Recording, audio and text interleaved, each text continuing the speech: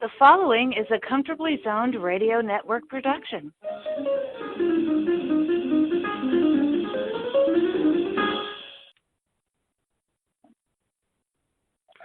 Welcome once again to Ask Claire, a program along the Comfortably Zoned Radio Network. And I'm Claire Hall, your host for this weekly discussion of baseball, literature, and life, and all things good. And it's always a good week when I'm joined by my sometimes co-host, Gabriel Schechter. Gabriel, good afternoon. How are you today, sir? It is a good afternoon. I'm fine. A little gray and wet outside, but I'm fine. How are you? Lordy, yes. I'm good. We're both in Western Oregon, and this has been a pretty blustery 24 hours, even by Oregon standards. Damp and gray, but I think it's why we enjoy the green abundance of spring, summer, and fall that we do. So, absolutely, today, we want to talk about baseball literature and a couple of authors whose work I think we both appreciate and enjoy.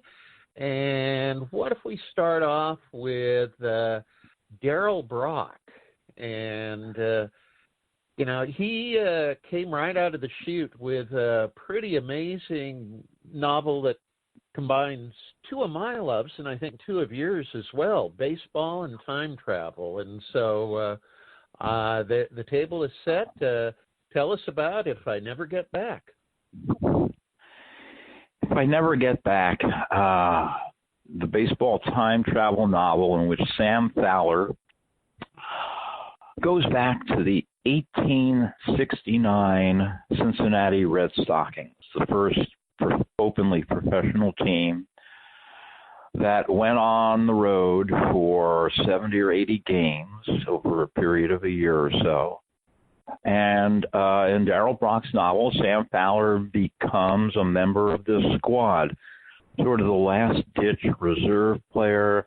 He becomes a sort of business manager and liaison, and invents the hot dog, and does all sorts of very neat and cool things. But it's a very richly detailed novel about what it was like in those early days of baseball, where the rules and playing conditions were chaotic and always changing. And it's a real great picaresque novel and a tour de force. Yeah, I'd have to agree. I mean, I remember just truly being captivated when I read it, that it's a rare author who can really give you, I don't know, what did Hemingway say? The good, the bad, and how a couple of other phrases, and how the weather was. And he truly puts you right there. I mean, gives you the whole thing. And of course, there's a romantic interest as well. Oh yeah. And have you read his non-baseball sequel to If I Never Get Back? It's called Two in the Field. Yes, I have. That came out about a dozen years later. I'm looking at my crib sheet. 1989 for If I Never Get Back, and then Two in the Field, 2002. Right. Yeah.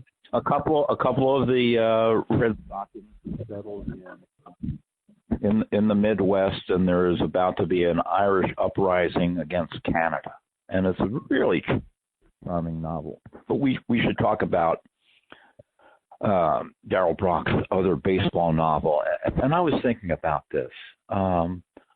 Most of the well-known popular baseball novels are what the English would call a one-off. Yes. Guy had a great idea for a baseball novel. Sometimes a major novelist like Philip Roth or Bernard Malamud Robert Coover's Universal Baseball Association is another good example. These are great ideas, and the writing of them is a kind of tour de force, where the author threw everything he could into it, everything he loved about baseball, whether it was the names or the mythology, and they were done with it.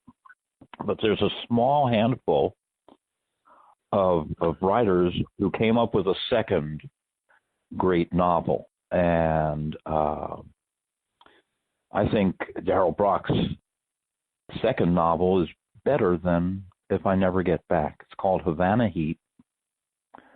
And it's a story with a great thematic and emotional depth. It's set in 1911 in Cuba when the New York Giants made an exhibition tour after losing the World Series. And the narrator is Dummy Taylor, deaf-dumb pitcher who was retired by then and a sort of coach and traveling with them. And while in Cuba, he hears about a teenage boy, a phenomenal pitcher, but he lives in the jungle, out in the middle of nowhere, and he's deaf. And Dummy Taylor goes to scout this teenage boy in the Cuban jungle. And the novel is mainly about their relationship, the bond formed between these two men who don't speak the same language, but have the same worldview because of their deafness. It's a deeply moving novel. Yes, I mean, If I Never Get Back got a lot of popular and critical attention, and then, frankly, I don't even remember how I stumbled upon Havana Heat, but I thought, this is wonderful. It's also kind of sad that it really hasn't attained the kind of exposure that it deserves. Oh, I agree, absolutely. Even though it takes place decades after If I Never Get Back, just really, I think in tone and feel, it's very, in atmospherics, I find it very reminiscent of If I Never Get Back. The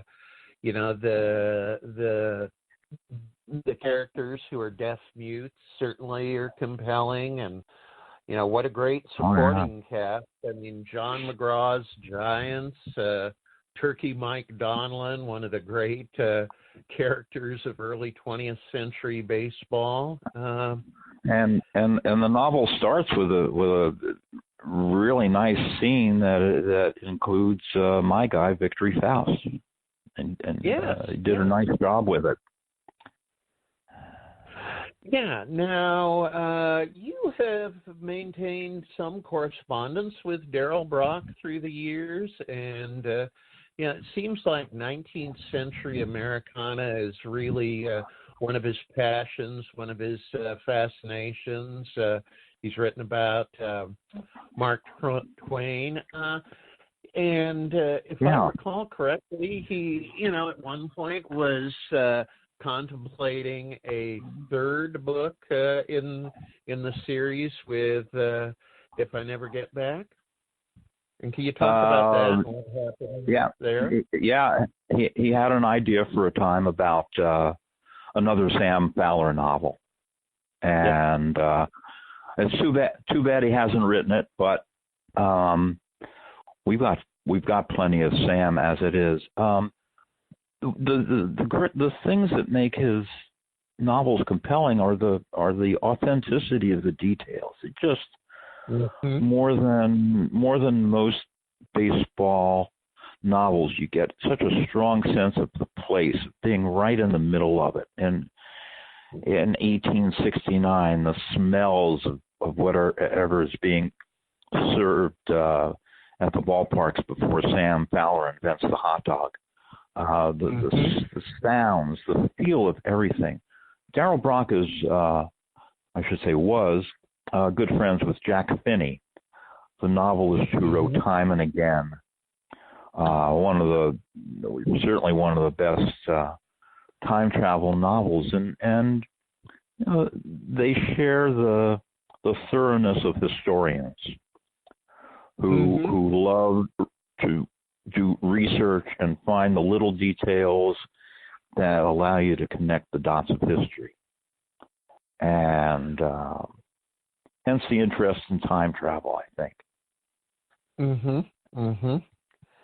Yeah, Finney was certainly a master of the time travel novel as well, and I was really thinking there definitely is an affinity, and you know, certainly it's the atmospherics, but you know, it to me, and I'm struggling a little bit to come up with exactly what I'm trying to express here, but it's more than just the accumulation of sensory detail, even though, you know, both authors present that in abundance. I think, you know, maybe the fact that you're so engaged from the point of view of their protagonist, experiencing all these strange sights, sounds, people, being really kind of the ultimate stranger in a strange land, and having to adapt to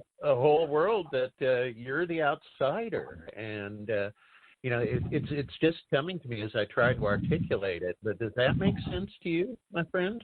Oh, absolutely. Well, you know, as you were saying, definitely Darrell Brock is not a one-hit wonder with the baseball novels, and certainly, you know, we were talking before the program, and I think another example of that would be Mark Harris, who came up with a trio of novels about a player named Henry Wiggin in the 1950s, and then almost 20 years later returned for a fourth book in that series. But would you please talk a bit about the Henry Wiggin books and what makes them so compelling?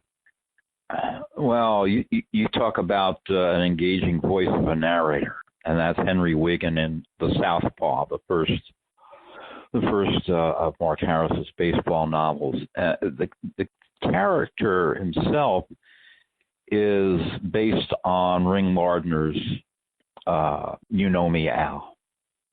Yes, and his braggart of a pitcher is superbly talented, with a huge ego, and the whole world revolves around him, and not a whole lot of empathy or interest in others, but so intense and enthusiastic and so full of himself that the narrative just sweeps you along. And then, just as the Southpaw, like If I Never Get Back, is a kind of a literary tour de force. It's just right. And then, like Brock, Mark Harris came back with a story of great sensitivity and a very personal story. Bang the Drum Slowly. Later made into a fine movie, although Robert De Niro was a strange casting, I thought. But it's a story about a catcher who's dying, and how his teammates rally around him. And you know, it's an interesting pair of novels. I was thinking about Harris's too, and Darrell Brock's too, and the similarity in tone and nature. That the second novel was more a novel that happened around baseball than a baseball novel. I honestly think that Brock's are somewhat better than Harris's. I'm just blown away more by the tour de force and more moved by the second story. And this is not to criticize Harris. These are wonderful. I just happen to think Brock's are better. And I wanted to say something else about Brock's. I think Havana Heat is a greater achievement because it required more imagination. And that's, I think, an odd comment given that he absolutely recreated 1869 baseball. But what I mean is, basing If I Never Get Back on the actual Red Stockings and their players and where they went and how the games went, he had kind of a built-in structure. So he was imaginatively filling in the details of a structure that was already there. Mm-hmm. In Havana Heat, he created the entire story, and I think that extra bit of effort it required was certainly forthcoming. Yeah, it is quite an achievement. It's been quite a few years since I've read it, but I think this conversation is inspiring me. It will probably soon be one of the very few books that I read a second time because I think I could profit from it a second time. Can we jump back? I'm thinking the same thing too, Claire, about both good. Harris and Brock. Yeah, great minds in the same path, right? Could we jump back to Harris for just a minute? I think, discovered the original Henry Wigan books, I remember in 1979 probably, so I would have been in college, was really, I think, getting into baseball literature in a serious way. And there was a bit of a mini flurry of publicity when It Looked Like Forever came out. And so, the fact that he was returning to a character that after almost 20 years and just the sense of, I'd be interested in your take on it. I was maybe too young to fully appreciate at the time, but I have not read the fourth one. Oh, okay. Well, maybe so you got me on that one.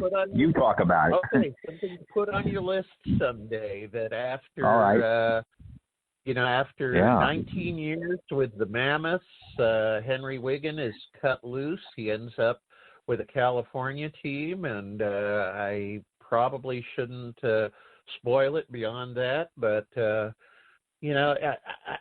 me at least it was an interesting meditation again, kind of a book about, just as all good books are maybe incidentally about baseball, but a story about coming to terms with, what for an athlete, I guess, is your first mortality, that realizing your athletic career is coming to an end, even though you hopefully have decades of life ahead.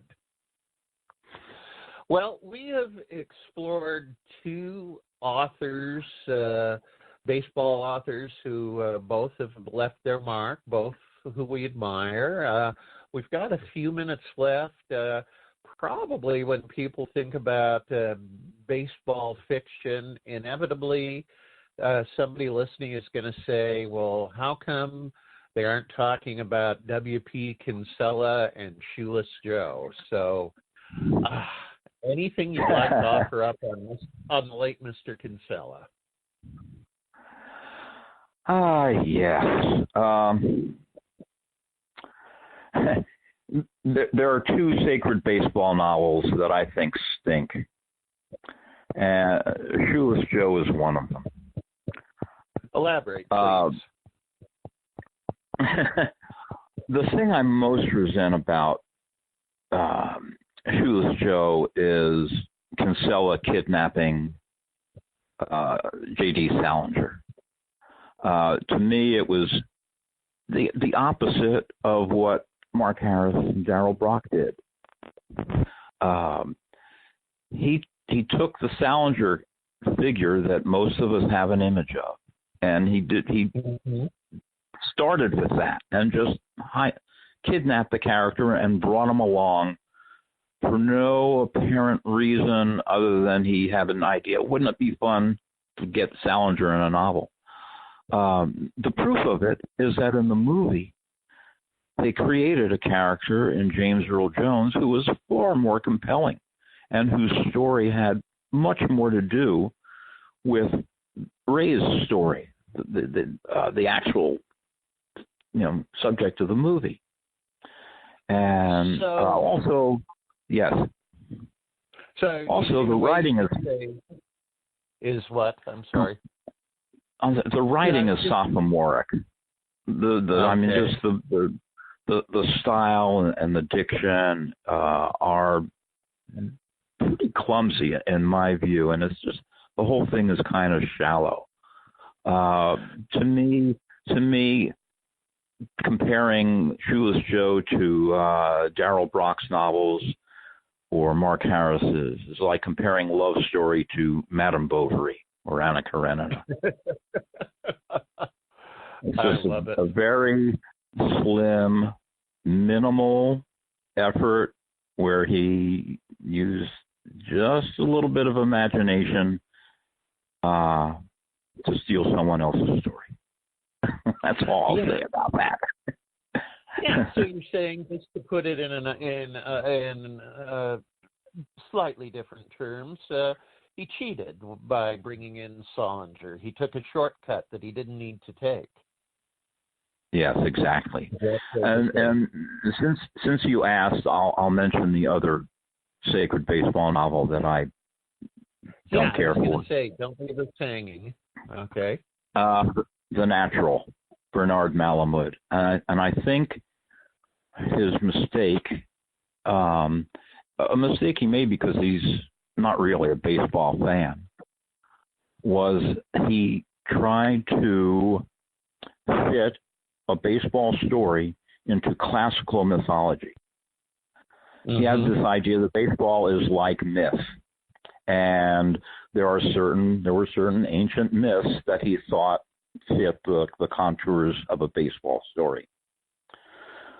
But it's almost an irrelevant approach because what Coover does in the Universal Baseball Association or Roth does in the Great American Novel is to recognize that baseball is its own mythology. You don't have to plug baseball into some other mythology to give it meaning. Baseball creates its own mythology, and it can be completely understood on its own terms. So I think Malamud had kind of an intellectual exercise in mind, and he got preoccupied with that. Well, we've got a couple of minutes left, so how about if we talk just a little bit more? I would love to hear your thoughts on a novel that you've mentioned a couple of times now, and I think we both admire it, and Baseball Simulation, the Universal Baseball Association, J. Henry Waugh Prop. How's that for a mouthful of a title? But quite a compelling book. The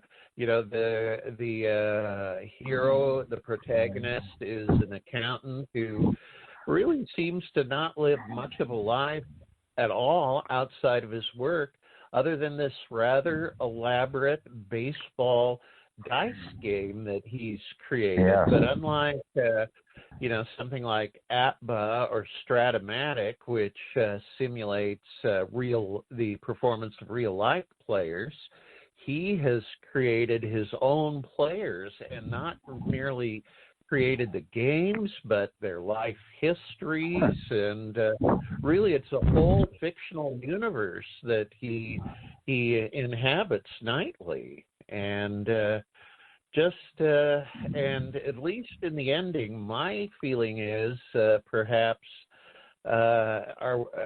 do we get a clue that maybe our hero has been swallowed up in his own universe? I don't know. I've always thought it a little enigmatic, but maybe that's the way it's supposed to be. Talk about a tour de force. I don't think anybody had more fun writing a baseball novel than Robert Coover had writing that one. Especially the creation of names.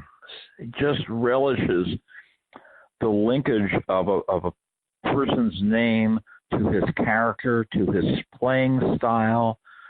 And as you get further into the novel, you realize that the dice game happening on his dining room table is just the tip of the iceberg to what this game means to him. And it's an exercise in imagination for him to give such meaning to this game. And for him writing the history of the league, the front office and behind the scenes stuff is just as important as what happens in the games. It's really a remarkable achievement to create an entire league, its history, its lore, its icons, and it's just really remarkable. Yeah, that is one book that I did reread just a few years ago, and something that I had forgotten, but it was delightful to discover as I was rereading it. The protagonist is 56 years old, and I was 56 when I reread it. But you're right. I mean, the names, just the names alone. Hatrack Hines, Hellborn, Melbourne Trench. I mean, and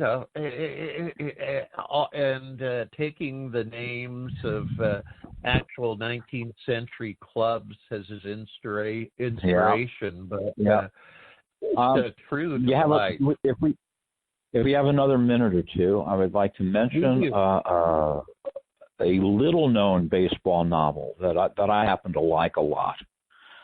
It's called The Greatest Slump of All Time, written by a man named David Carkeet, and just talking about naming players. One of the things I like about the novel is the naming of players, and he's got a little second baseman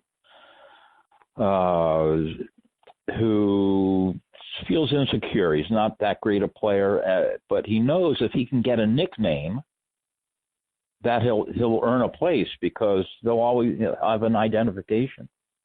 And he struggles. He tries this nickname and that. He can't get anything to last. And so finally, you know what they call him? Nickname. Nope. Nickname to more.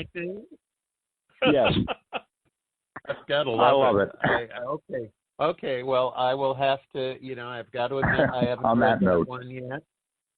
Yeah, yep. On that note, I guess it's time to sign off, but always a delight. Gabriel Schechter, lover of baseball, lover of literature, rock and tour, Renaissance man, friend. Thank you for... Oh, my goodness. Thank you. Yeah, thank you for an entertaining half hour, and we'll see you soon, okay? Great, thanks. It was fun, Claire, as always. Okay, and this is Claire Hall signing off, and until the next episode, until we meet again, happy trails. The proceeding has been a Comfortably Zoned network production. You are advised to keep your dreams wet, your humor dry, your children and grandchildren out of military recruiting offices and off the laps of clerics who wear dresses. Thank you for listening, everyone.